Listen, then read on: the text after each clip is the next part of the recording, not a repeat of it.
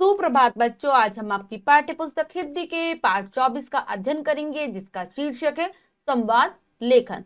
तो चलिए पाठ को पढ़ते हैं और जानते हैं इस पाठ के विषय में कि किस प्रकार से संवादों को लिखा जाता है। पाठ 24, संवाद लेखन। हम लोग आपस में जो बातचीत करते हैं उसे संवाद या वार्तालाप कहते हैं। वार्तालाप दो या दो से अधिक व्यक्तियों के बीच हो सकता है। वार्तालाप को प्रभावशाली बनाने के लिए संवादों का बहुत महत्व है, क्योंकि कोई भी वार्तालाप संवादों के रूप में ही होता है और उन्हें लिखना ही संवाद लेखन कहलाता है। तो हम लोग आपस में जो भी बातचीत करते हैं, जो भी चर्चा करते हैं, उसे संवाद या वार्तालाप कहते हैं। वार्तालाप दो या दो से अधिक व्यक्तियों के बीच हो सकता है। जरूरी नहीं है कि वार्तालाप करते समय दो ही व्यक्ति हों, दो से अधिक भी हो सकते हैं। और किसी भी वार्तालाप को अगर हम प्रभावशाली बना रहे हैं कि वो दूसरों को प्रभावित करे, तो इसके लिए संवादों का बहुत महत्व है कि किस प्रकार से उसमें संवादों का प्रयोग किया जा रहा है, क्योंकि कोई भी वार्तालाप संवादों के रूप में ही होता है।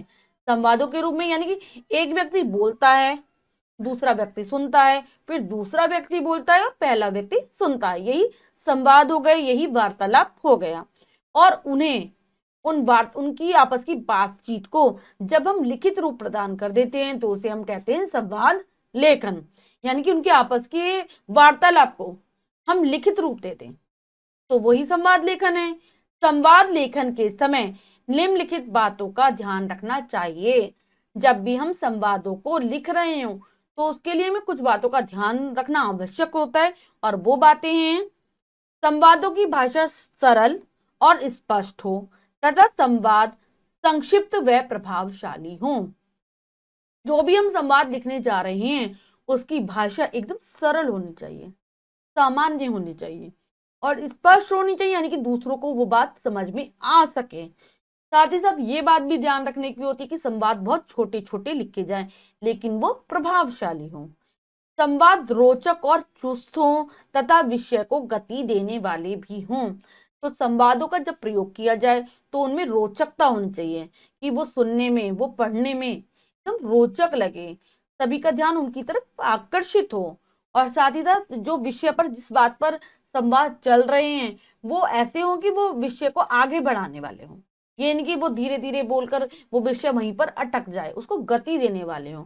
संवाद पात्रानुकूल और स्वाभाविक हो तथा विषय से जुड़े हों, साथ ही उनमें बनावटीपन भी रहे हों।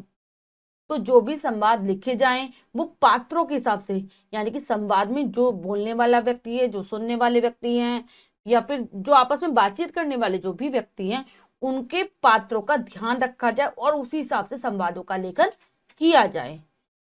और स्वाभाविक हो, ऐसा लगे कि वास्तव में ऐसा ही बोला गया होगा। स्वाभाविकता होनी चाहिए संवादों में, उसमें ऐसा नहीं होना चाहिए कि हमने जबरदस्ती कोई भी बात लिख दी, बिल्कुल भी बनावटीपन नहीं होना चाहिए। अब है संवाद लेखन का उदाहरण। अब यहाँ पर एक उदाहरण दिया गया है कि किस प्रकार से संवाद लेखन किया जाता है, तो चलिए पढ़ लेते हैं इसको भी।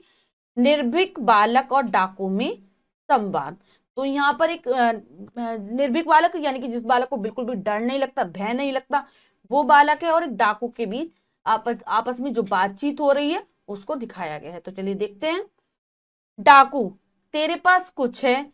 बालक: मेरे पास 40 अशर्फियां हैं। तो यहाँ पहले जब डाकू बोल रहा है तो उसकी बात आ जाएगी और फिर जो बालक बोल रहा है उसकी बात आएगी।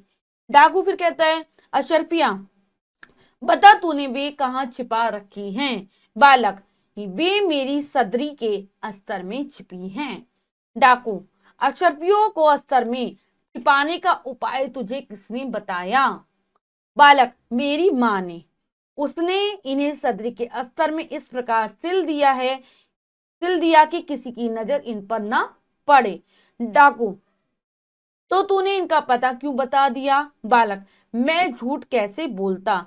चलते समय मेरी माँ ने कहा था कि कभी झूठ न बोलना, क्योंकि झूठ बोलना पाप है। तो यहाँ पर हमने देखा कि किस प्रकार से एक बालक और डाकू के बीच बातचीत को दिखाया गया है, उनके बीच हुए संवादों को दिखाया गया है। एकदम स्पष्ट और सरल भाषा का प्रयोग किया गया है कि आसानी से कोई भी समझ सकता है। ठीक है, तो इस प्रकार से ही हम भी संवादों को लिखने का अभ्यास करेंगे। तो चलिए देखते हैं कि हमें किन किन विषयों पर संवाद लिखने हैं। निम्नलिखित विषयों पर संवाद लेखन कीजिए। तो बच्चों नीचे कुछ विषय दिए गए हैं जिन पर आपको संवाद लेखन करना है। ये कार्य आपको स्वयं करना है अपनी अभ्यास पुस्तिका में। तो एक बार मैं पढ़ दे रही हूँ कि आपको किन किन विषयों पर संवाद लिखने हैं। दो छात्राओं का परीक्षा की तैयारी करते हुए संवाद। दो छात्राएं परीक्षा की तैयारी कर रही हैं, तो वो आपस में क्या बातचीत करती हैं ये लिखना है हमें। गणतंत्र दिवस परेड से लौटते समय दो छात्रों के मध्य संवाद। दो छात्र गणतंत्र दिवस की परेड देखने गए हैं, ये विषय ले सकते हैं हम। या फिर हम ऐसे कर लिख सकते हैं कि दो छात्र गणतंत्र की परेड में भाग लेने गए हैं। तो उनके जब वो वहां से लौट रहे हैं तो वो आपस में क्या बातचीत करते हैं। ग्राहक और दुकानदार का संवाद। एक ग्राहक दुकान पर कुछ सामान खरीदने जाता है, तो ग्राहक और दुकानदार के बीच जो बातचीत होती है वो लिखनी है। डॉक्टर और मरीज का संवाद। ठीक है, डॉक्टर और मरीज, मरीज जाता है डॉक्टर के पास दिखाने के लिए, तो आपस में उनकी बातचीत क्या होती है। मेले में घूमते हुए तीन मित्रों का संवाद। तीन मित्र मेला घूमने गए हैं और मेले को घूमते समय वो आपस में क्या क्या बातचीत करते हैं।